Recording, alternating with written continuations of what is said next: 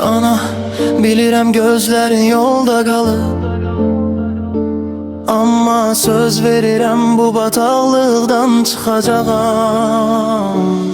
Həyat bir qumar masası, hamı bir əli gözləyir. Ümidlər bir zərrə toz, əcəl kənarda izləyir. Cibdəki son qəpiklərlə xoşbəxtlik mi alınar? Qumarda qazanan yox, ancaq zaman daralar. Bir dəfəlik dediyim o zəhər ruhumu yedi bitirdi. Mən edən o insanı qaranlıqlara gətirdi. İynənin ucuyla deyil, uçurumun kənarındayam. Sən duanı əsirgəmə, mən öz cəhənnəm yaradım. Olma narahat, evə gec qayıtmaram.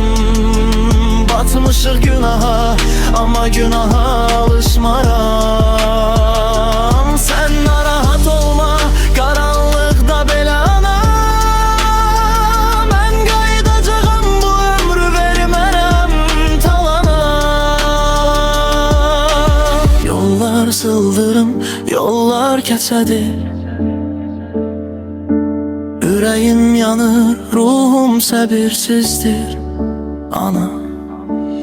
Gözlərindəki o yaş mənim ən böyük cəzamdır. Evdəki hər sükut sanki ağır bir ilhamdır. Dost dediklərim yoxdur, hamısı oyun başında. Hər kəs öz mənafeyini güdür bu çətin yaşımda. Narkotik bir pərdədir gözlərimi kör edən. İndi anladım ana, məni dəyərsiz edən. Amma and içirəm bu zənciri qıracam. Sənin o təmiz adına yenidən layiq olacam.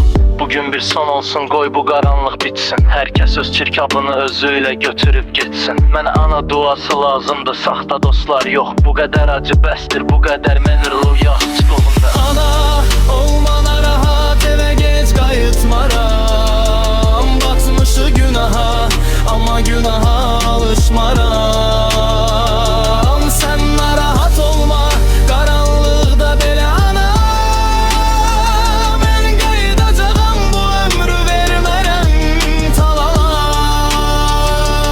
Gec qayıtmaram.